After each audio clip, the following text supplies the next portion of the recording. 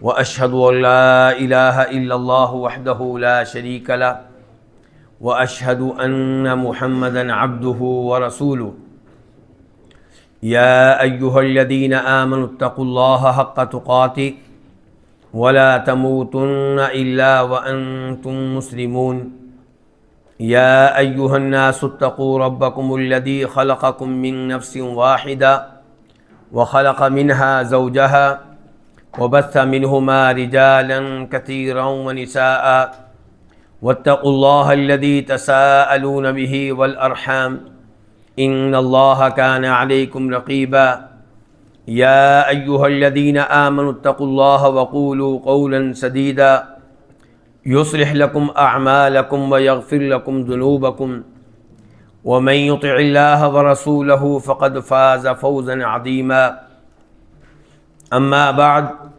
فإن خير الحديث كتاب الله وخير الهدي هدي محمد صلى الله عليه وسلم وشر الأمور محدثاتها وكل محدثة بدعة وكل بدعة ضلالة وكل ضلالة في النار۔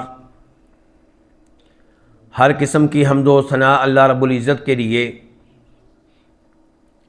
وہ اللہ جس نے ہمیں مسلمان بنایا، اہل توحید میں سے بنایا، اہل حدیث میں سے بنایا، اہل سنت میں سے بنایا۔ وہ اللہ جس نے ہمیں اہل قرآن میں سے بنایا، اور کثرت سے درود و سلام ہو جناب محمد الرسول اللہ صلی اللہ علیہ وسلم کی ذات اقدس پہ، جن کو اللہ رب العزت نے نزول قرآن کریم کے لیے منتخب فرمایا۔ آپ لوگ خوش نصیب ہیں کہ آپ لوگوں نے اس عظیم اور مقدس مہینے میں مسلسل قیام کا اہتمام کیا، تراویح کا اہتمام کیا، اور آپ نے یہ اعزاز حاصل کیا کہ تراویح میں پورا قرآن کریم سنا اور سنایا۔ یہ اللہ رب العزت کی توفیق ہے، یہ اللہ رب العزت کا احسان ہے۔ جس اللہ نے یہ توفیق دی ہے، جس اللہ نے یہ احسان کیا ہے، اس اللہ سے دعا کرتے ہیں کہ وہ یہ محنت قبول فرمائے۔ ربنا تقبل منا انک انت السمیع العلیم۔ آپ جانتے ہیں کہ ابراہیم علیہ السلام اور ان کے صاحبزادے جناب اسماعیل علیہ السلام بیت اللہ تعمیر کر رہے ہیں، اور دونوں اللہ کے عظیم نبی ہیں، اور دعا کیا کر رہے ہیں کہ اے اللہ ہماری یہ محنت قبول فرما لے۔ تو اس کا مطلب یہ ہے کہ پہلے اللہ سے یہ توفیق مانگنی چاہیے کہ یا اللہ نیک عمل کرنے کی توفیق دے، اور اس کے بعد اللہ سے یہ درخواست کرنی چاہیے کہ یا اللہ یہ نیک عمل قبول فرما لے۔ اگرچہ میں اس نیک عمل کا حق ادا نہیں کر سکا، اگرچہ اس نیک عمل کے دوران مجھ سے کئی کوتاہیاں ہوئیں، لیکن اے اللہ ان سب پہ پردہ ڈال دے اور اپنی رحمت فرما، اپنا فضل و کرم فرما، اور یہ ہمارا عمل قبول فرما۔ چونکہ قرآن کریم کا اختتام ہوا ہے تو اس کی مناسبت سے قرآن کریم کی چند آیات کے تعلق سے آج کا درس آپ کے سامنے رکھنا چاہوں گا۔ اللہ رب العزت قرآن حکیم میں ارشاد فرماتا ہے، الا ان اولیاء اللہ لا خوف علیہم ولا هم يحزنون الذین آمنوا وكانوا يتقون لهم البشرى في الحیاة الدنیا وفی الآخرہ لا تبدیل لکلمات اللہ ذلک هو الفوز العظیم۔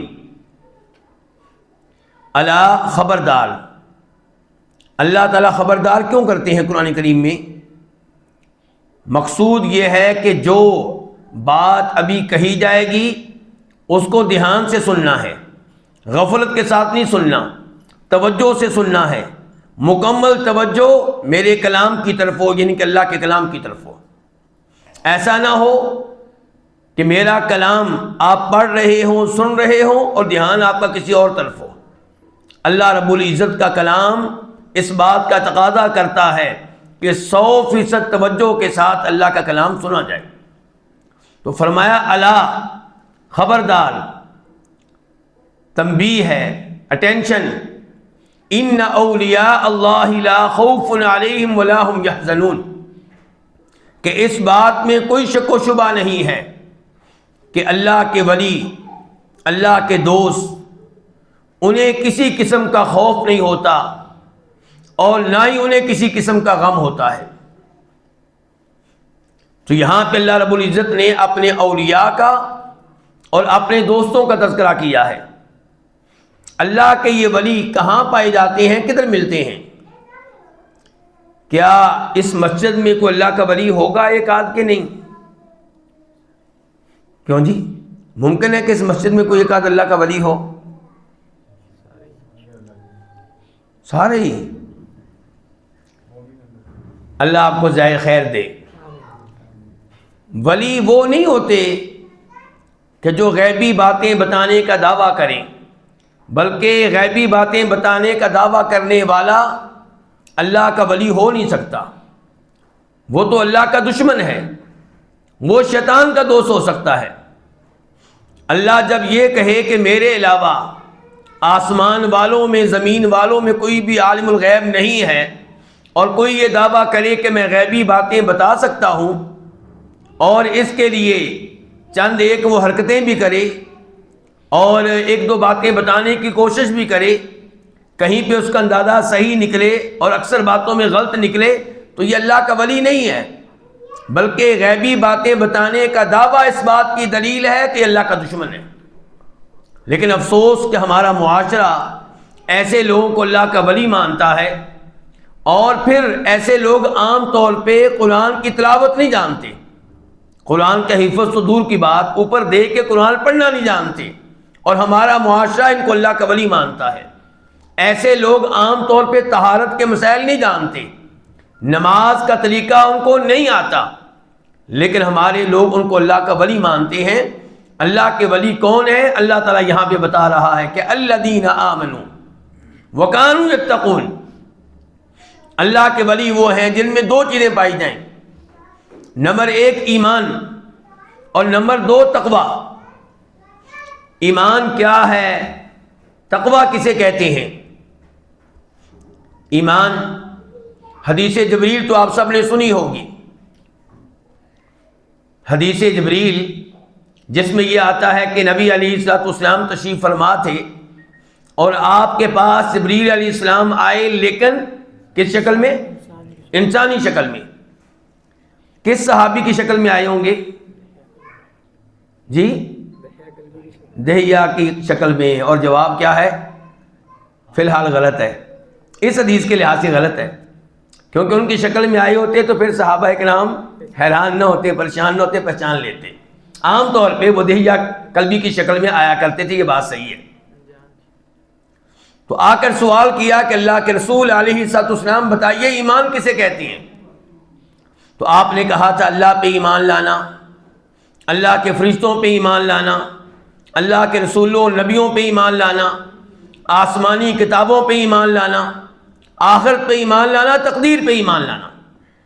تو ایمان ان تمام چیزوں کو ماننا ہے جو اللہ نے بتائی ہے، جو اللہ کے رسول نے بتائی ہے صلی اللہ علیہ وسلم۔ اور یہ ایمان، حقیقی ایمان تب ہوگا جب ان چیزوں سے پاک ہو جو اس ایمان کے متضاد ہیں، جو اس ایمان کے الٹ ہیں، جن کے ساتھ ایمان جمع نہیں ہو سکتا۔ ان میں سے ایک کیا ہے؟ شرک کرنا۔ جہاں شرک ہوگا وہاں پہ ایمان نہیں ہوگا، جہاں پہ ایمان ہوگا وہاں پہ شرک نہیں ہوگا۔ اللہ رب العزت قرآن حکیم میں ارشاد فرماتا ہے الذین آمنوا ولم یلبسوا ایمانہم بظلم اولئک لہم الامن وہم مہتدون، کہ روز قیامت امن کن کو ملے گا؟ بے خوف کون ہوں گے؟ ڈر سے محفوظ کون ہوں گے؟ کون ہے وہ جن کو جہنم کی آگ میں ڈالے جانے کا خطرہ نہیں ہوگا؟ کون ہے جو اس دنیا میں ہدایت کے اوپر ہیں؟ فرمایا الذین آمنوا، جو ایمان لائے اور ایمان لانے کے بعد اپنے ایمان کو شرک کے ساتھ خلط ملط نہیں ہونے دیا۔ ایسا ممکن نہیں ہے کہ ایمان بھی ہو اور قبر کو سجدہ بھی ہو رہا ہو، ایمان بھی ہو اور آپ شیخ عبد القادر جیلانی رحمہ اللہ کے نام پہ بکرا ذبح کر رہے ہو، یہ دو چیزیں جمع نہیں ہو سکتی۔ ایمان بھی ہو اور آپ قبر والے سے دعا کر رہے ہو، اس کو مشکل کشا سمجھ کر، حاجت روا سمجھ کر، اللہ تعالیٰ کے انداز میں اس سے مانگ رہے ہو، تو یہ دو چیزیں جمع نہیں ہو سکتی۔ تو اگر ایمان ہے تو پھر شرک سے دور رہنا ہے، اور اس کا ایک مطلب یہ بھی ہوا کہ ہمیں سیکھنا پڑے گا کہ میرے ایمان کے لیے کون کون سی چیزیں خطرہ ہیں، ہمیں جاننا پڑے گا کہ کون کون سی چیزیں شرک ہیں۔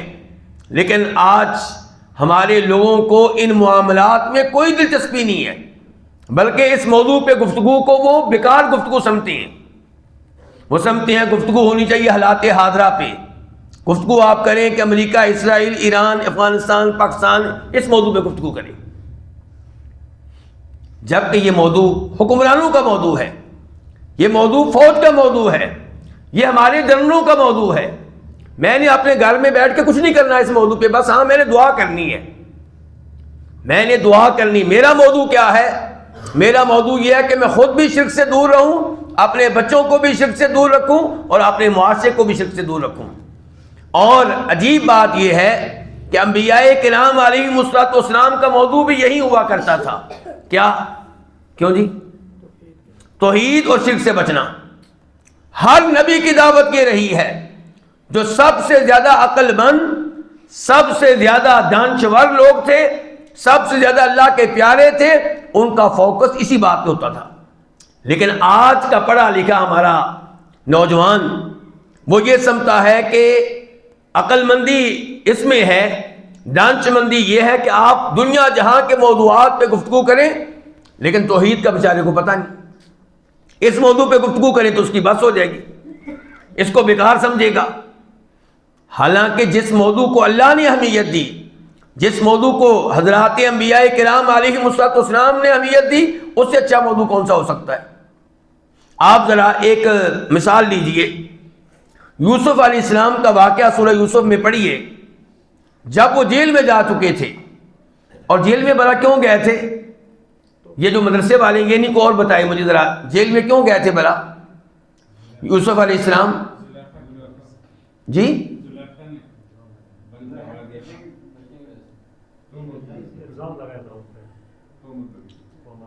تہمت لگی تھی، کس چیز کی؟ دوبارہ کوششیں شروع ہو گئی تھیں ان کے ساتھ گناہ کرنے کی۔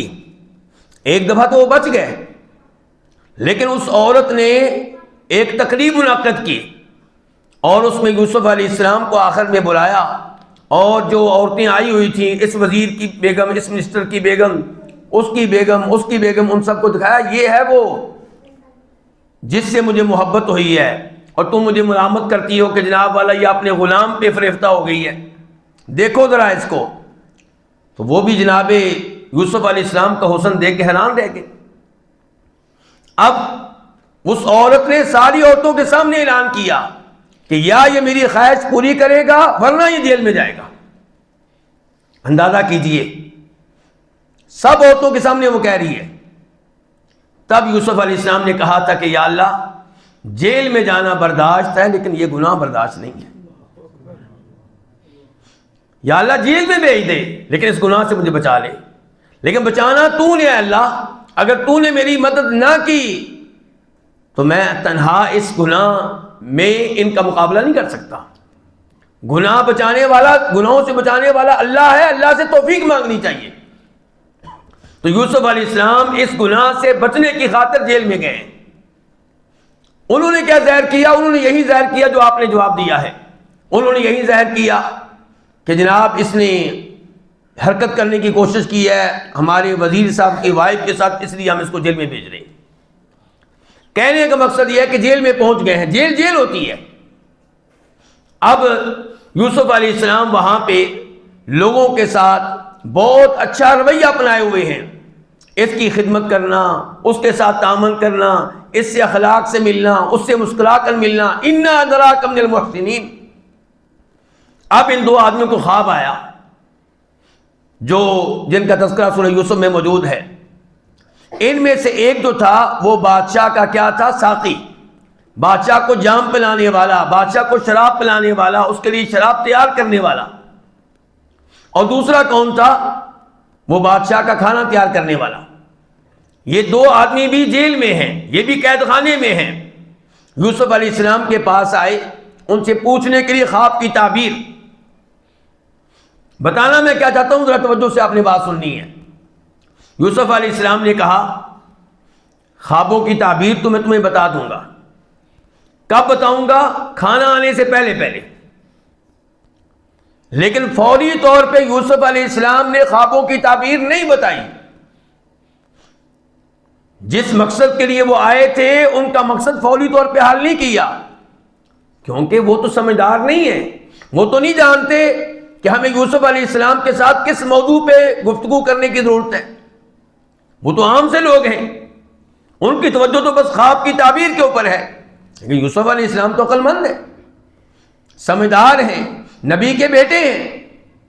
انہوں نے ان کی توجہ ہٹائی اور ان کو یقین دلایا کہ خوابوں کی تعبیر میں بتا دوں گا کھانا آنے سے پہلے پہلے، اور اس سے پہلے یہ کہا کہ میرا تعارف یہ ہے کہ میں اپنی قوم کے دین سے بہت دور ہوں۔ میری قوم کا اللہ پہ ایمان نہیں ہے، میری قوم کا آخرت پہ ایمان نہیں ہے، میں اس دین سے دور ہوں۔ میں کس دین کے اوپر ہوں؟ واتبعت ملت آبائی ابراہیم واسحاق ویعقوب، میں اپنے باپ دادا کے دین کے اوپر ہوں، اپنے والد یعقوب علیہ السلام کے دین کے اوپر ہوں، اپنے دادا اسحاق علیہ السلام کے دین کے اوپر ہوں، اور اپنے پردادا ابراہیم علیہ السلام کے دین کے اوپر ہوں۔ وہ کیا دین ہے جی؟ ما کان لنا ان نشرک باللہ من شیء، کہ ہم شرک کے قریب جانے کے لیے تیار نہیں ہیں۔ بتانا یہ چاہتا ہوں، آئے تھے خواب کی تعبیر پوچھنے، اور یوسف علیہ السلام جانتے ہیں کہ خواب کی تعبیر تو معمولی سی بات ہے، یہ کوئی اہم بات نہیں۔ اہم بات یہ کہ ان کا عقیدہ ٹھیک ہو، یہ توحید کے اوپر آ جائیں، یہ شرک کو چھوڑ دیں۔ تو یوسف علیہ السلام نے ان کے ساتھ توحید کے موضوع کے اوپر گفتگو کی ہے۔ میرا اور آپ کا کام یہ ہونا چاہیے، جس کے پاس بیٹھیں بات بات میں ہم عقیدے کی طرف نکل جائیں۔ وہ عقیدے کے موضوع پہ گفتگو نہیں کرنا چاہتا، ہم کریں۔ وہ ایسے موضوعات سے دور رہنا چاہتا ہے، ہو سکتا ہے وہ اس کو فرقہ واریت سمجھتا ہو، لوگوں نے اس کو سبق یہ پڑھا دیا ہو کہ یہ تو فرقہ واریت ہے جی، ایسی باتیں نہ کریں۔ کیا باتیں کریں جی؟ اخلاق کے موضوع پہ باتیں کریں۔ اخلاق کے موضوع پہ بات کرنا اچھی بات ہے، لیکن اس سے زیادہ اہم بات اللہ کے توحید کے موضوع کے اوپر ہے۔ میں نے یہ بات کئی دفعہ بتائی ہے اپنے دروس میں کہ مسجد نبوی میں درس دیتے ہوئے کئی دفعہ ایسا ہوا، ایک دفعہ نہیں کئی دفعہ، لوگ آئے درس کے بعد سلام لیا، جی آپ کی گفتگو سنی، بڑی خوشی ہوئی، آپ مسجد نبوی میں بیٹھ کے درس دے رہے ہیں، اللہ نے آپ کے اوپر بڑا کرم کیا ہے، لیکن یہ اختلافی مسائل کے اوپر گفتگو نہ کیا کریں، یہ انٹرنیشنل مسجد ہے، یہاں ایسے موضوعات پہ گفتگو کریں کہ لوگ آپس میں جڑیں، تقسیم نہ ہوں۔ کیوں جی؟ اب میرا سوال علماء سے نہیں ہے، طالب علموں سے نہیں، عام لوگوں سے ہے۔ نبی علیہ الصلوۃ والسلام نے مکہ میں رہتے ہوئے توحید کے موضوع پہ گفتگو کی اور شرک سے منع کیا، اس سے مکہ آپس میں جڑا یا تقسیم ہوا؟ تقسیم ہوا، تقسیم ہوا، لڑائیاں شروع ہو گئیں۔ کئی لوگوں کو مکہ چھوڑ کے حبشہ جانا پڑا کیونکہ وہ لوگ مارنا شروع ہو گئے، کئی لوگوں کو مکہ چھوڑ کے مدینہ آنا پڑا، کئی لوگوں کو اپنی بیویوں کو فارغ کرنا پڑا کہ میں مسلمان ہوں، تو کیا ہے، اور کئی جگہ بیوی خاوند کو چھوڑ کے الگ ہو گئی کہ میں تیرے دین پہ آنے کے لیے تیار نہیں ہوں، میرا دین توحید ہے، تو شرک کے اوپر ہے۔ باپ نے بیٹوں کو چھوڑ دیا، بیٹوں نے باپ کو چھوڑ دیا، پورا مکہ تقسیم ہو کے رہ گیا۔ اور اگر اللہ کے رسول علیہ الصلوۃ والسلام کی پالیسی یہ ہوتی کہ مکہ کو ایک رہنا چاہیے، بس عقیدے کے موضوع پہ گفتگو نہ کریں، تو پھر آج عقیدہ ہم تک پہنچتا؟ کبھی نہ پہنچتا۔ بھائی لوگوں کی اصلاح کے لیے چیر پھاڑ ضروری ہے۔ آپریشن میں کیا ہوگا؟ جسم کو کاٹا جائے گا، فاسد مادے کو باہر نکالا جائے گا، مریض تڑپے گا، یہ سب کچھ ہوگا، لیکن یہ سب کچھ مریض کے فائدے کے لیے ہے۔ تو اس لیے ضرورت اس بات کی ہے کہ ہم جگہ جگہ توحید کے موضوع پہ گفتگو کریں، لوگوں کو شرک و بدعات سے روکیں، اللہ تعالیٰ کہہ رہے ہیں الذین آمنوا ولم یلبسوا ایمانہم بظلم اولئک لہم الامن وہم مہتدون. ایمان وہ معتبر ہے جو شرک سے پاک ہو. دوسرے نمبر پہ جو چیز ایمان کے لیے خطرناک ہے وہ ہے شک و شبہ. یہ ہمارا آج کا بہت بڑا مسئلہ بن چکا ہے کہ مسلمان ہونے کے باوجود، مسلمان گھرانے میں پیدا ہونے کے باوجود ہمارا نوجوان شکوک و شبہات کا شکار ہے. کس کے بارے میں؟ آخرت کے بارے میں. کس کے بارے میں؟ اللہ کے نبی کے بارے میں علیہ الصلوۃ والسلام. کس کے بارے میں؟ اللہ کی ذات کے بارے میں. اعتراض کرتا ہے قرآن کریم کی آیات پہ، اعتراض کرتا ہے نبی علیہ الصلوۃ والسلام کی صحیح احادیث پہ. تو کیا ایسے شخص کو مومن کہا جا سکتا ہے؟ بالکل بھی نہیں. مومن وہ ہے جو آنکھیں بند کر کے اللہ کی ہر بات مان لے.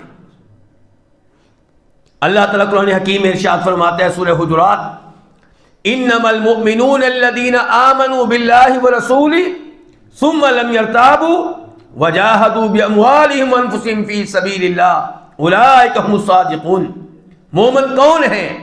فرمایا مومن وہ ہیں جو اللہ پہ ایمان لے آئیں، اللہ کے رسول پہ ایمان لے آئیں، پھر کسی قسم کے شک و شبہ میں مبتلا نہ ہو.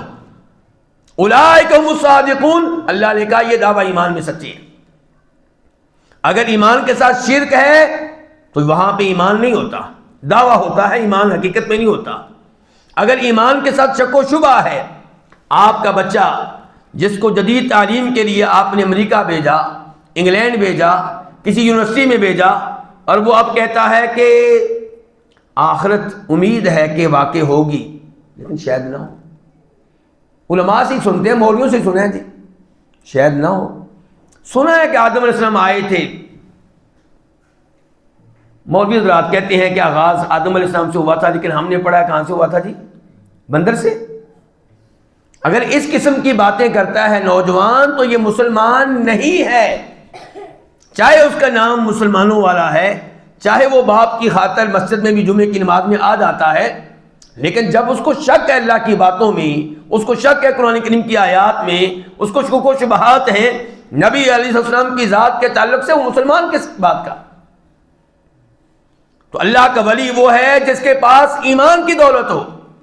ضرورت اس بات کی ہے کہ روزانہ کی بنیاد پہ ہم اپنے ایمان کو مضبوط بنائیں، ایسی مجالس میں بیٹھیں جہاں ہمارا ایمان اور یقین اللہ پہ بڑھے.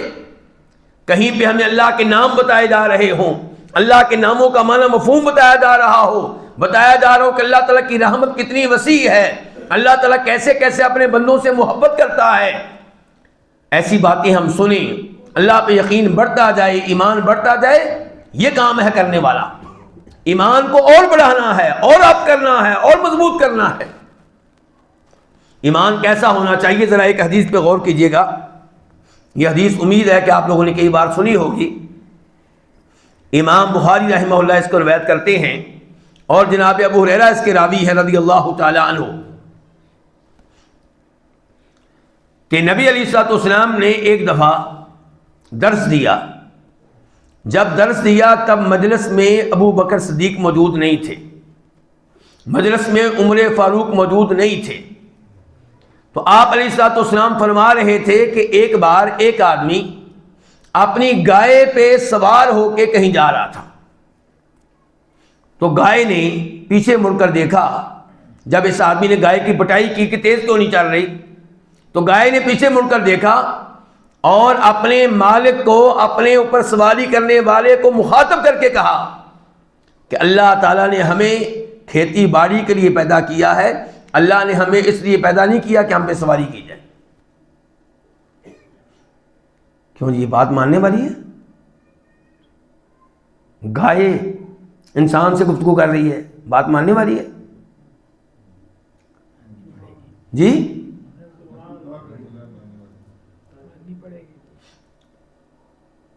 نہیں، یقین تو نہیں آتا، لیکن دیکھنا پڑے گا گفتگو کر کون رہا ہے. جب محمد رسول اللہ کہہ رہے ہیں صلی اللہ علیہ وسلم تو پھر یقینی ہے بات. اگر کوئی اور کہتا تو ہم نے یہ بات ماننی نہیں تھی. گائے انسان سے، انسان کی زبان میں کلام کرے ممکن نہیں ہے، لیکن جب محمد رسول اللہ کہہ رہے ہیں صلی اللہ علیہ وسلم تو پھر ہم اس کو 100% مانتے ہیں. جب آپ نے بات بیان کی تو لوگوں نے تعجب سے کہا، انکار سے نہیں، اعتراض کے انداز سے نہیں، تعجب سے کہا سبحان اللہ بقرۃ تکلم، عجیب بات ہے کہ گائے نے کلام کی، گائے نے انسان سے گفتگو کی۔ تو فرمایا نبی علیہ الصلوۃ والسلام نے آمنت بہ انا و ابو بکر و عمر، کہ اس بات پہ میرا بھی 100% یقین ہے، اور اس پہ میرے ابو بکر کو بھی 100% یقین ہے، اور اس پہ میرے عمر کو بھی 100% یقین ہے۔ جب آپ نے یہ بات کہی ہے، ابو بکر و عمر کے ایمان کی یہ گواہی دی ہے، وہ دونوں مجلس میں موجود نہیں تھے، لیکن آپ کو معلوم تھا کہ ان کا ایمان کتنا پختہ ہے۔ یہ وہی ابو بکر ہے نا جن کو مشرکین مکہ نے بتایا تھا کہ جس کو نبی ماننا ہے، سنیں وہ کیا دعویٰ کر رہا ہے؟ وہ یہ دعویٰ کر رہا ہے کہ رات کے تھوڑے سے حصے میں مجھے مکہ سے لے جایا گیا مسجد اقصی، اور پھر وہاں سے پہلے آسمان، دوسرے، تیسرے، چوتھے، پانچویں، چھٹے، ساتویں، اور میں نے اللہ کا کلام اللہ کی زبان میں سنا، میں نے اللہ کا کلام اللہ کی آواز میں سنا، اور میرے اوپر اتنی نمازیں فرض کی گئیں، اور پھر میں واپس بھی آ گیا ہوں، اور اس دوران میں نے انبیاء کرام علیہم السلام کو بطور امام نماز بھی پڑھائی ہے۔ جب یہ بات آپ نے بتائی مکہ والوں کو تو مکہ والے خوش ہوئے، آپ کے مخالفین خوش ہوئے۔ بھلا کیوں خوش ہوئے؟ کہ اب ہمیں موقع ملے گا اپنی کارروائی کرنے کا، اب مسلمان جو ہیں یقیناً اس شخص کو چھوڑ جائیں گے۔ ابو بکر صدیق رضی اللہ عنہ کے پاس آئے بھاگے بھاگے، سنا ہے کیا دعویٰ کیا ہے تمہارے صاحب نے؟ جی کیا دعویٰ کیا ہے؟ وہ یہ دعویٰ کر رہا ہے۔ تو ایمان اس کو کہتے ہیں کہ ابو بکر رضی اللہ عنہ وہیں پہ کہتے ہیں کہ اگر یہ بات انہوں نے بیان کی ہے تو میں اس پہ ایمان لاتا ہوں۔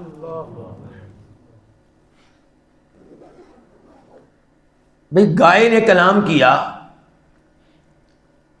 اس کو میری اور آپ کی عقل قبول نہیں کر رہی تھی۔ اچھا میری اور آپ کی عقل یہ قبول کرتی ہے کہ یہ اب میری زبان جو ہے یہ گفتگو کر رہی ہے؟ یہ بھی تو گوشت کا ٹکڑا ہی ہے نا، یہ بھی گوشت کا ٹکڑا گفتگو کر رہے ہیں نا۔ تو میرا گوشت کا ٹکڑا گفتگو کر سکتا ہے کیونکہ اللہ نے قدرت دی ہے، تو اللہ گائے کو قدرت دے تو اس کا گوشت کا ٹکڑا گفتگو کیوں نہیں کر سکتا؟ جب آپ کا ایمان ہوگا کہ ان اللہ علی کل شیء قدیر، اللہ ہر چیز پہ قادر ہے، تو پھر اللہ جو بھی بات بتائے، اللہ کے رسول جو بھی بات بتائیں علیہ الصلوۃ والسلام، اس پہ ایمان لانا کچھ مشکل نہیں ہوگا۔ تو الذین آمنوا، اللہ کے ولی کون ہیں؟ جو ایمان لائیں۔ کس چیز پہ؟ ہر اس چیز پہ جو اللہ نے بتا دی۔ ایمان لائیں ہر اس چیز پہ جو اللہ کے رسول نے بتا دی صلی اللہ علیہ وسلم۔ اللہ کے رسول نے بتا دیا کہ دجال آئے گا، مان لیا بالکل آئے گا۔ انسان ہوگا، جی باقاعدہ انسان ہوگا، خیالی چیز نہیں، یہ حقیقت ہے۔ عیسیٰ علیہ السلام آسمانوں پہ زندہ ہے، بالکل ایمان لے آئے زندہ ہے۔ قیامت کے قریب زمین پہ اتریں گے، بالکل ایمان لے آئے قیامت کے قریب زمین پہ اتریں گے۔ جو باتیں اللہ بتائے، جو باتیں اللہ کے رسول بتائیں، ہمارا کام ہے ایک ایک بات پہ ایمان لانا۔ جب ہر بات کو مانتے چلے جائیں گے تو ایمان کا لیول بڑھتا چلا جائے گا۔ تو الذین آمنوا وکانوا یتقون، اللہ کے ولی، اللہ کے دوست کون ہیں؟ فرمایا جو تقوی اختیار کرتے ہیں۔ تقوی کس کو کہتے ہیں؟ تقوی جب یہ لفظ تنہا آئے جیسا کہ یہاں پہ آیا ہے تو اس کا معنی کیا ہوتا ہے؟ اللہ کے ہر حکم کو ماننا، اور اللہ نے جس چیز سے منع کیا ہے، جس چیز کو حرام قرار دیا، اس سے دور رہنا۔ تو اللہ کا ولی وہ ہوگا جو مومن بھی ہو اور عملی طور پہ کیا کرتا ہو کہ اللہ نے کہا نماز پڑھو تو نماز پڑھتا ہو، اللہ نے کہا رمضان کے روزے رکھو تو روزے رکھتا ہو، اللہ نے کہا زندگی میں ایک بار حج کرو تو حج کرے، اللہ کہے کہ ہر سال زکوٰۃ ادا کرنی ہے، اگر تمہارا مال نصاب تک پہنچتا ہے تو وہ ہر سال زکوٰۃ ادا کرتا ہو۔ یہ ہے الذین آمنوا وکانوا یتقون۔ اور دوسری طرف جب اللہ نے کہہ دیا سود حرام ہے، اس نے مان لیا، اسے بہت سمجھایا گیا یونیورسٹی میں آگے پیچھے کہ نہیں سود کے بغیر یہ ملک نہیں چل سکے گا، سود کے بغیر بینکنگ نظام نہیں چل سکے گا، سود کے بغیر آپ ترقی نہیں کر سکیں گے، لیکن اس نے کہا کہ جب اللہ نے منع کر دیا ہے تو اس کام میں خیر ہو ہی نہیں سکتی، اس میں برکت ہو ہی نہیں سکتی، یہ تباہی کا سبب تو بن سکتا ہے، دنیا آخرت میں کامیابی کا سبب نہیں بن سکتا۔ یمحق اللہ الربا ویربی الصدقات۔ جب اس کو بتایا گیا کہ غیر لڑکی سے مجھے مصافحہ کرنے کی اجازت نہیں، اس نے کہا بالکل اجازت نہیں۔ جب اس کو کہا گیا غیر لڑکی کے ساتھ تنہائی میں بیٹھنے کی اجازت نہیں، اس نے کہہ دیا بالکل میں آئندہ کسی لڑکی کے ساتھ تنہائی میں نہیں بیٹھوں گا۔ جب اس کو بتا دیا گیا کہ کسی لڑکی کے ساتھ تنہا سفر کرنے کی اجازت نہیں جو غیر لڑکی ہے، اس نے اعلان کر دیا بالکل مجھے یہ اجازت نہیں ہے اور میں کبھی بھی یہ کام نہیں کروں گا۔ اللہ روکتا چلا گیا اور یہ رکتا چلا گیا، نبی علیہ الصلوۃ والسلام پابندیاں لگاتے چلے گئے اور یہ خوشی کے ساتھ قبول کرتا چلا گیا، خوشی کے ساتھ۔ اہم بات یہ ہے سود نہ لینے والے، اہم بات یہ ہے کہ آپ سود نہ لیں اور نہ لینے پہ مکمل مطمئن ہوں اور یہ سمجھتے ہوں کہ اسلام کا یہ نظام بالکل ٹھیک ہے، اور اگر آپ یہ سمجھتے ہیں کہ میں سود کے قریب تو نہیں جاتا کیونکہ اللہ نے منع کیا ہے لیکن امت اس کے بغیر کامیاب نہیں ہو سکتی، تو آپ کے دور رہنے کا کوئی فائدہ نہیں۔ اس کا مطلب یہ ہے کہ جس چیز سے اللہ نے منع کیا اس کو آپ درست سمجھتے ہیں، اس کو آپ کامیابی کی ضمانت سمجھتے ہیں، تو آپ متقی کس بات کے ہیں؟ تو اللہ کا دوست وہ ہے الذین آمنوا وکانوا یتقون، اور ایسے اللہ کے دوست آپ کو ہر مسجد میں نظر آ جائیں گے۔ کوئی بھی ایسی مسجد جہاں سے توحید کا پیغام ملتا ہو، کوئی بھی ایسی مسجد جہاں سے نبی علیہ الصلوۃ والسلام کی ایک ایک حدیث پہ عمل کرنے پہ زور دیا جاتا ہو، جو اس مسجد میں آتا ہے، اس مسجد کی پہلی صف میں کھڑا ہوتا ہے، کبیرہ گناہوں سے دور رہتا ہے، فرائض و واجبات پہ عمل کرتا ہے، تو انشاءاللہ یہ اللہ کا ولی ہے۔ لیکن اس میں کوئی شک و شبہ نہیں کہ اللہ کے ولی ان کے درجات مختلف ہیں، اللہ کے ولیوں کا درجہ ایک جیسا نہیں ہے، لیکن ہر مسلمان کسی نہ کسی حد تک اللہ کا ولی ہے۔ کوئی ولایت میں بہت آگے ہے، کوئی درمیانے درجے کا ہے اور کوئی بہت نیچے ہے۔ انبیاء کرام علیہ الصلوۃ والسلام ولایت کے درجے میں سب سے اوپر ہیں، اور پھر ہمارے نبی علیہ الصلوۃ والسلام ولایت کے درجے میں سب سے اوپر ہیں، پھر ابراہیم علیہ السلام ہوں گے، دیگر انبیاء کرام ہوں گے، پھر صحابہ کرام کا مقام و مرتبہ آئے گا، ابو بکر صدیق رضی اللہ عنہ اللہ کے ولی ہیں، عمر فاروق اللہ کے ولی ہیں، جناب عثمان اللہ کے ولی ہیں، جناب علی اللہ کے ولی ہیں، عشرہ مبشرہ اللہ کے ولی ہیں، آل بیت صحابہ کرام اللہ کے ولی ہیں، یہ سب اللہ کے اولیاء میں سے ہیں۔ اللہ کا ولی بننے کے لیے یہ کہیں نہیں کہا گیا کہ جو شوبدہ دکھائے وہ اللہ کا ولی ہے، بلکہ ہمارے سلف تو یہ کہا کرتے تھے کہ اگر آپ کسی آدمی کو دیکھیں کہ وہ پانی کے اوپر کامیابی سے چل رہا ہے، تیر نہیں رہا بلکہ چل رہا ہے، تو اس وجہ سے آپ اس کو اللہ کا ولی نہ مانیں، یہ دیکھیں کہ قرآن و حدیث پہ عمل کے ساتھ تک کرتا ہے۔ کوئی ہوا میں اڑ رہا ہے، اس زمانے کی بات ہو رہی ہے جب یہ سہولتیں نہیں تھیں، ہوا میں اڑ رہا ہے تو اس وجہ سے آپ اس کو اللہ کا ولی نہ مانیں، یہ دیکھیں کہ قرآن و حدیث پہ عمل کے ساتھ تک کرتا ہے۔ قرآن و حدیث پہ عمل کرنے والا اللہ کا ولی ہے، چاہے اس نے کبھی ایک کرامت بھی ظاہر نہ کی ہو، اس کا قرآن و حدیث پہ اس زمانے میں عمل کرنا ہی بہت بڑی کرامت ہے۔ اور اگر ایک آدمی شوبدے دکھاتا ہے، غیبی باتیں بتاتا ہے، عجیب و غریب حرکات کرتا ہے، دنیا متاثر ہوتی ہے، لیکن قرآن و حدیث پہ عمل نہیں کرتا، وہ اللہ کا ولی نہیں بلکہ شیطان ہے۔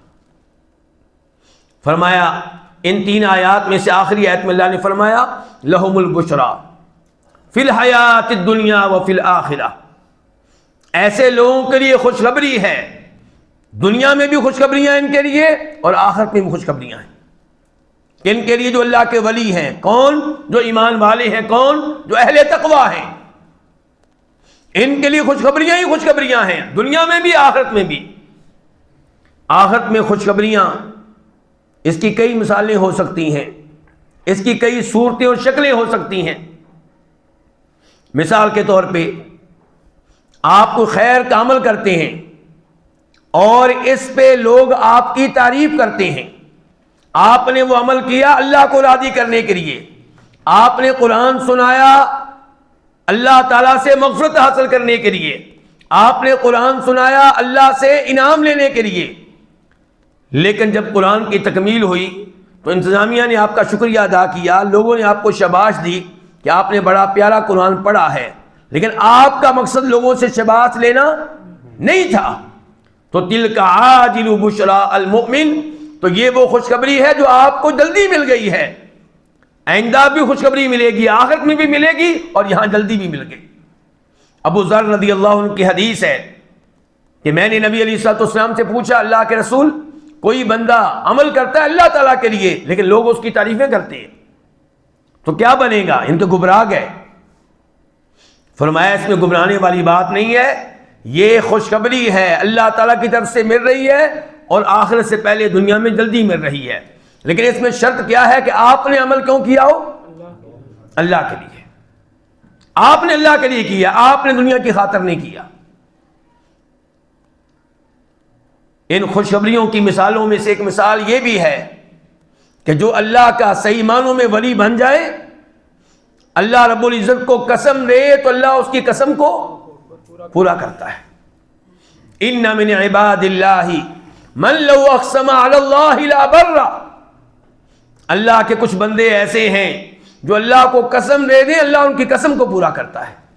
اور اس کی مثال طالب علم جانتے ہیں، جو میرے بھائی نہیں جانتے وہ توجہ سے سن لیں. ایک صحابی تھے جن کا نام تھا انس. انس ابن مالک کے کیا لگتے تھے جی؟ چچا. انس ابن مالک کے کیا لگتے تھے؟ چچا. انس ابن مالک کہتے ہیں کہ میرا نام اسی چچا کے نام پہ رکھا گیا ہے. وہ چچا اسلام اور کفر کے مابین ہونے والی پہلی باقاعدہ جنگ میں شریک نہیں ہو سکے. اس جنگ کا نام کیا تھا بیٹا؟ پہلی باقاعدہ جنگ کا یہ 3 بچے بتائیں ان میں سے کوئی. جی بیٹا، پہلی باقاعدہ جنگ جو ہوئی تھی کون سا بچہ بتائے گا؟ بچے لیکن جن کی داڑھی نہیں آئی ان میں سے کوئی. پہلی باقاعدہ جنگ جو مسلمانوں اور کافروں کے درمیان ہوئی. وہ بیٹا آپ تو بہت آگے نکل گئے. جی جنگ بدر. یہ سبق یاد کریں بیٹا، کون سی جنگ تھی پہلی؟ بولیے. جنگ بدر، غزوہ بدر. یہ جنگ اچانک ہوئی. آپ علیہ السلام نے لوگوں کو تیاری کا موقع نہیں دیا، اس لیے اس جنگ میں کئی صحابہ کرام شریک نہیں ہو سکے. ان میں سے انس بن مالک کے چچا انس بھی تھے اور ان کو بڑا افسوس رہتا تھا کہ مجھے اس جنگ میں شرکت کا موقع کیوں نہیں مل سکا. میرے جیسا کوئی ہوتا خوش ہوتا، چلیں جان چھوٹ گئی. لیکن وہ پریشان تھے کہ مسلمانوں کے مابین کافروں کے مابین پہلی باقاعدہ جنگ ہوئی اور اس میں میں شریک نہیں ہو سکا. اور پھر کہا کرتے تھے کہ اگر آئندہ کبھی کوئی جنگ ہوئی تو اللہ دیکھے گا کہ میں کیا کرتا ہوں. میرے الفاظ ہوتے تو کیا ہونے تھے؟ دنیا دیکھے گی. ان کے الفاظ کیا ہیں؟ اللہ دیکھے گا. وہ اللہ کے لیے عمل کرنے والے تھے. کہا کرتے تھے اللہ دیکھے گا کہ پھر میں کیا کرتا ہوں. اور پھر جنگ احد میں انہوں نے اللہ کو دکھایا کہ وہ کیا کرتے ہیں. میرا اور آپ کا قد کتنا جی؟ عام طور پہ قد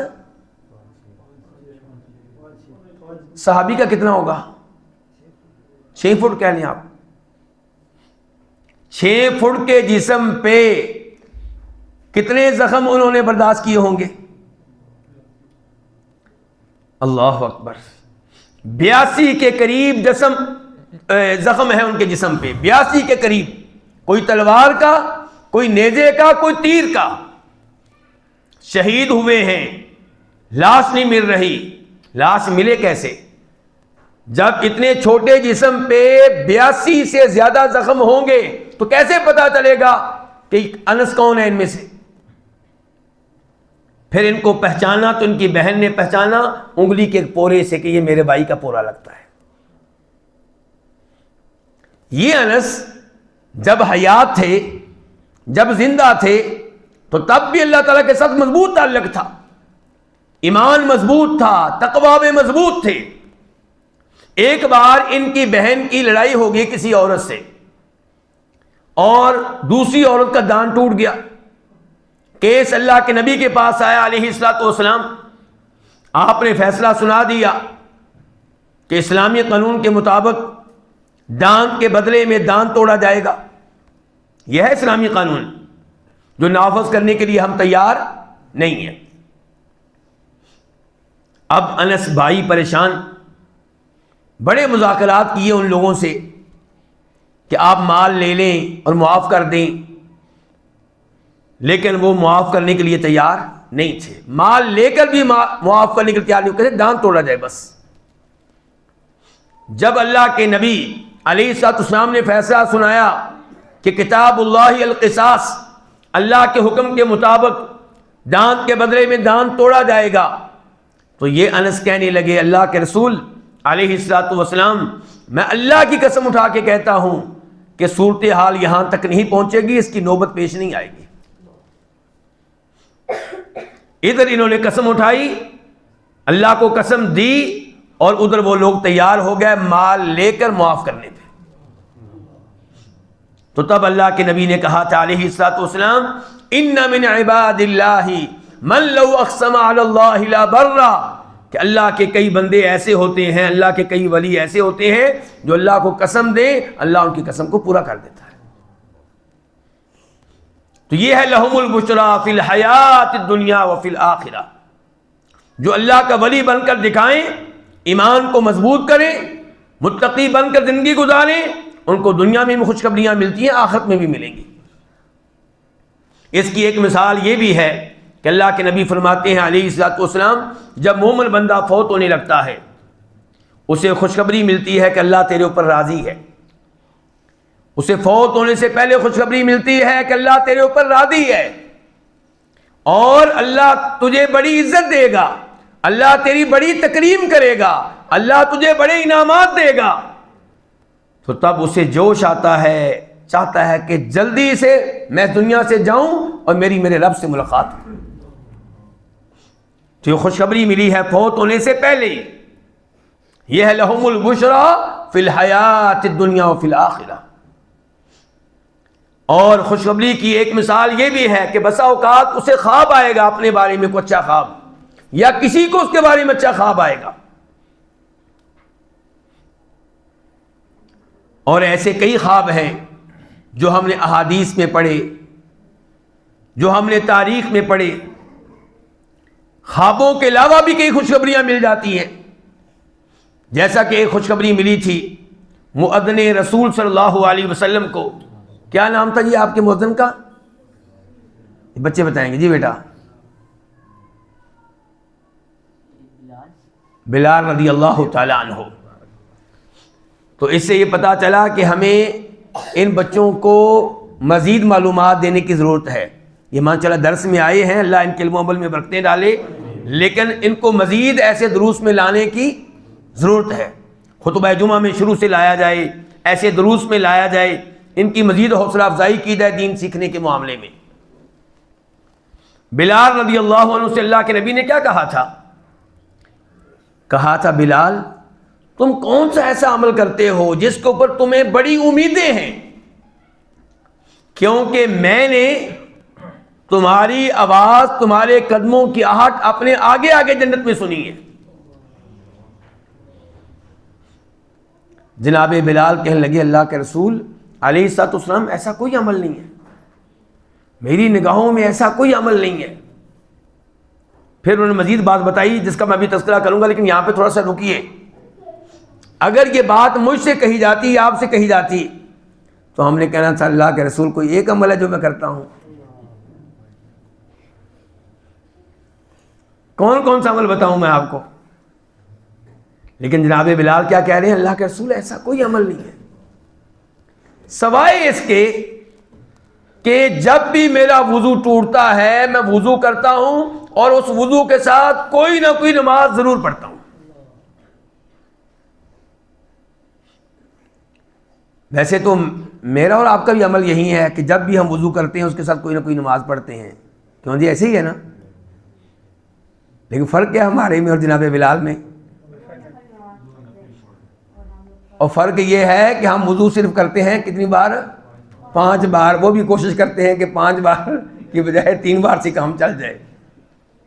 اور جناب بلال کا مطلب یہ ہے کہ میں 24 گھنٹے باوضو رہنے کی کوشش کرتا ہوں، یعنی کہ جو ہی وضو ٹوٹتا ہے دوبارہ وضو کرتا ہوں اور ہر وضو کے ساتھ کوئی نہ کوئی نماز پڑھتا ہوں، جسے ہم کیا کہتے ہیں؟ تحیۃ الوضو۔ تو نبی علیہ الصلوۃ والسلام نے ارشاد فرمایا اسی لیے جو بھی آدمی وضو کرے اور 2 رکعتیں ادا کرے اور 2 رکعتیں توجہ سے ادا کرے، 2 رکعتوں میں اس کی توجہ دائیں بائیں نہ ہو، 2 رکعتوں میں اس کی سوچیں دائیں بائیں نہ جائیں، خیالات نماز میں رہیں، اللہ کی طرف رہیں، اللہ تعالیٰ ایسی 2 رکعتوں کی وجہ سے اس کے گناہ معاف کر دیتا ہے۔ تو کہنے کا مطلب یہ کہ جناب بلال کو اللہ کے ولی ہیں، دنیا میں خوشخبری ملی یا نہ ملی؟ ایسی خوشخبری ابو بکر صدیق کو بھی ملی، عمر فاروق کو بھی ملی، جناب عثمان کو بھی ملی، جناب علی کو بھی ملی، سیدہ عائشہ کو بھی ملی، سیدہ خدیجہ کو بھی ملی، حسن و حسین کو ملی، سیدہ فاطمہ کو ملی۔ تو یہ ہے لہم البشریٰ فی الحیات الدنیا وفی الآخرہ۔ اور آخرت میں کیا ہے؟ آخرت میں خوشخبری کبھی مل رہی ہوگی کہ جب نامہ اعمال دیا جائے گا کس ہاتھ میں؟ دائیں ہاتھ میں۔ پھر خوشی خوشی سے کیا کہے گا؟ ہا اقرؤ کتابیہ، آؤ پڑھو میرا نامہ اعمال، پڑھو یہ دیکھو۔ انی ظننت انی ملاق حسابیہ، مجھے یقین تھا آخرت کے اوپر، مجھے یقین تھا کہ اللہ کے سامنے پیش ہونا ہے، اس لیے میں اس ملاقات کی تیاری دنیا میں کرتا رہا، مجھے پتا تھا اللہ کے سامنے میں نے حاضر ہونا ہے، تو میں اس کے لیے اعمال کا ذخیرہ کرتا رہا، نمازیں پڑھتا رہا، تلاوتیں کرتا رہا، اذکار کرتا رہا، صدقہ خیرات کرتا رہا، تاکہ جب اللہ سے ملاقات ہو کچھ پیش کر سکوں۔ تو یہ خوشخبری ہے، خوشخبری ہے جنتیوں کے لیے جب ان کو جنت میں داخل کیا جائے گا۔ اور پھر اگلی خوشخبری یہ ملے گی کہ وہ دیکھ رہے ہوں گے اور ان کے سامنے موت کو ذبح کر دیا جائے گا اور کہا جائے گا جنتیوں تم نے ہمیشہ جنت میں رہنا ہے، تمہارے اوپر کبھی موت نہیں آئے گی۔ خوشخبری ہوگی جب اللہ رب العزت کے چہرے کا دیدار کریں گے۔ اللہ تعالی ہمیں ان میں شامل فرمائے جو روز قیامت اللہ کے چہرے کا دیدار کریں گے۔ امام مسلم رحمہ اللہ روایت کرتے ہیں صہیب رومی سے رضی اللہ تعالیٰ عنہ کہ آواز آئے گی جنتیوں کو کہ جنتیوں اللہ تعالیٰ تم سے ایک وعدہ پورا کرنا چاہتا ہے۔ جنتی کہیں گے کون سا وعدہ باقی رہ گیا ہے، کون سی چیز ہے جو ہمیں نہیں ملی؟ اللہ نے جب ہمارے اعمال کا وزن کیا گیا، نیکیوں کا پلڑا بھاری کر دیا، یہ اللہ نے ہمارے اوپر فضل کیا، کرم کیا، انعام کیا، اللہ نے ہمارے چہروں کو روشن کیا، سفید کیا، نورانی بنا دیا، یہ بھی اللہ کا انعام تھا۔ اللہ رب العزت جنت میں داخلہ دیا، اللہ کا انعام تھا، جہنم سے بچا لیا، اللہ کا انعام تھا، اب کیا باقی رہ گیا ہے؟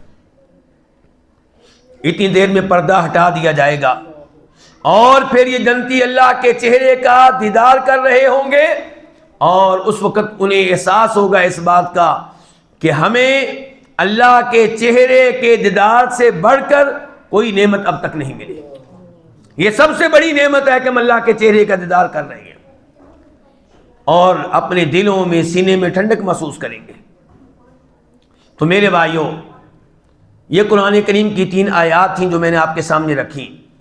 خلاصہ یہ ہے کہ میں اور آپ اللہ کا ولی بننے کی کوشش کریں، اللہ رب العزت کو ہر چیز سے بڑھ کر اہمیت دیں، اپنے کاروبار سے بڑھ کر، اپنی اولاد سے بڑھ کر، اپنی بیگم سے بڑھ کر، اپنے ملک سے بڑھ کر، اپنی پراپرٹی سے بڑھ کر، ہر چیز سے بڑھ کر اللہ کو اہمیت دیں، اور اللہ کی ایک ایک بات پہ ایمان لائیں، اللہ کے رسول علیہ الصلوۃ والسلام کی ایک ایک حدیث پہ ایمان لائیں جو آپ سے ثابت ہو جائے، اور اس میں کسی قسم کا تردد نہ ہو، کسی قسم کی ہچکچاہٹ نہ ہو، اور اپنے دین کے اوپر یقین ہو کہ یہی حق ہے اور باقی سارے دین باطل ہیں، غلط ہیں، ناجائز ہیں، اور پھر کوشش کریں اللہ کو راضی کرنے کی، صبح و شام ایک کر دیں اللہ رب العزت کی خوشنودی کو حاصل کرنے کے لیے، کبھی تلاوت کر رہے ہوں، کبھی اذکار کر رہے ہوں، کبھی صدقہ خیرات کر رہے ہوں، اچھے لوگوں کی مجلس میں بیٹھتے ہوں، درس قرآن میں بیٹھتے ہوں، درس حدیث میں بیٹھتے ہوں،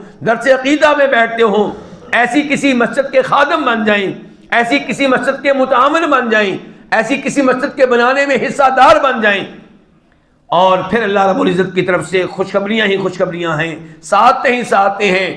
دنیا چاہے کم ملے گی لیکن آپ خوش ہوں گے، دنیا کم ملے گی لیکن آپ اپنے آپ کو سعادت مند سمجھیں گے۔ مال اتنا زیادہ نہیں ہوگا، مال ممکن ہے کم ہی ہو، لیکن آپ بڑے خوش ہوں گے، ہر وقت ڈرتے رہتے ہوں گے کہ اللہ مجھے اتنی نعمتیں دے رہا ہے، میں اللہ کو حساب کیا دوں گا؟ اللہ کی نعمتوں کی بارش میرے اوپر ہو رہی ہے، میں اللہ کو جواب کیا دوں گا؟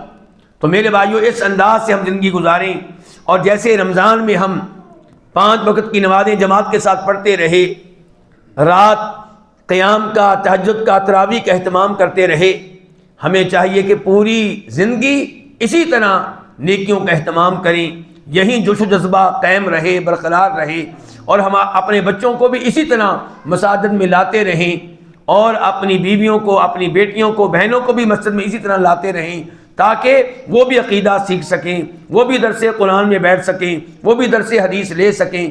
اللہ رب العزت ہم سب کو ایسے نیک اعمال کرنے کی توفیق عنایت فرمائے۔ میں آخر میں مبارکباد دیتا ہوں اپنے ان 2 بچوں کو جنہوں نے اس مسجد میں قرآن سنانے کا اعزاز حاصل کیا، محترم حافظ سیف اللہ صاحب اور محترم حافظ عفان صاحب۔ اللہ تعالیٰ ان کی زندگیوں میں برکتیں ڈالے، اللہ تعالیٰ ان کے علم و عمل میں برکتیں ڈالے، اللہ ان کو اپنے والدین کی آنکھوں کی ٹھنڈک بنائے، اور ان کو عظیم علماء میں سے بنائے، اور اسی طرح ہمارے وہ بیٹے جو رات قیام کراتے ہیں، اللہ تعالیٰ ان کی محنتیں اور کاوشیں بھی قبول فرمائے۔ پھر جو مستقل طور پہ اس مسجد کے ساتھ منسلک ہیں، حافظ عقیل صاحب اور ہمارے شیخ وقاص زبیر صاحب حفظہ اللہ ورعاہ، اللہ رب العزت ان کی محنتیں قبول فرمائے، ان سب کی زندگیوں میں برکتیں ڈالے، ان کی اولاد میں برکتیں ڈالے، ان کے امور آسان فرمائے، ان کی پریشانیاں دور فرمائے، اور ان کو پوری زندگی قرآن و حدیث کی اور اس مسجد کی خدمت کرنے کی توفیق عنایت فرمائے۔ آپ لوگ جو اس مسجد میں حاضر ہوتے رہے، خطبہ جمعہ میں، دروس میں، قیام میں، تراویح میں، اللہ رب العزت آپ سب کے گناہ معاف فرمائے، ہم سب کے گناہ معاف فرمائے، اللہ تعالی ہم سب پہ اپنی رحمتیں نازل فرمائے، اور اللہ سے دعا کرتے ہیں کہ اللہ تعالی ہمارے ملک پہ رحم فرمائے۔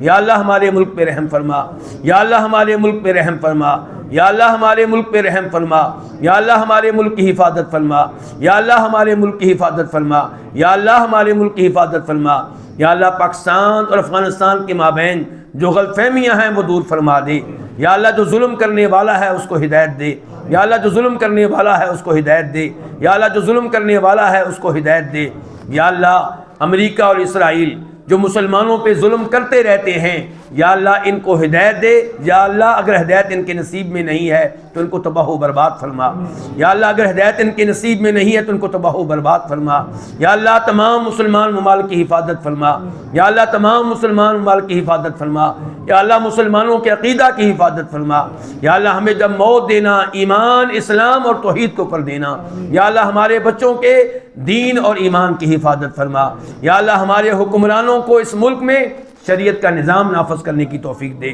یا اللہ ہمارے حکمرانوں کو اس ملک میں شریعت کا نظام نافذ کرنے کی توفیق دے، یا اللہ ہمارے حکمرانوں کو اس ملک میں شریعت کا نظام نافذ کرنے کی توفیق دے، یا اللہ اس ملک کو توحید کا قلعہ بنا دے، یا اللہ اس ملک کو توحید کا قلعہ بنا دے، یا اللہ یہاں پہ شریعت کا نظام نافذ کر کے ہماری آنکھوں کو، ہمارے دلوں کو ٹھنڈا کر دے، یا اللہ ہمیں دین کے لیے اچھی طرح محنتیں اور کاوشیں کرنے کی توفیق دے، یا اللہ ہم میں سے ہر ایک کو دین کا داعی بنا دے، ہم میں سے ہر ایک کو دین کا داعی بنا دے، یا اللہ ہمارے بچوں کو ان 2 بچوں کی طرح یا ان سے بھی بہتر قرآن کا حافظ، قرآن کا قاری بنا دے، یا اللہ ہم سب کے بچوں کو قرآن کا حافظ، قرآن کا قاری بنا دے، یا اللہ جتنے حفاظ موجود ہیں اور جو حافظ بننے والے ہیں، یا اللہ ہمیں ان میں شامل فرما جن سے روز قیامت کہا جائے گا پڑھتا جا اور چڑھتا جا، یا اللہ ہمیں عذاب قبر سے محفوظ رکھنا، عذاب جہنم سے محفوظ رکھنا، ہمارے جو رشتہ دار، دوست، احباب فوت ہو چکے، یا اللہ ان کی قبریں منور فرما،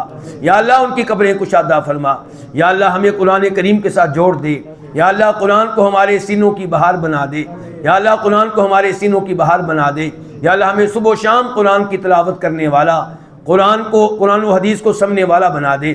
وصلی اللہ تعالی علی نبینا محمد وعلی آلہ وصحبہ اجمعین۔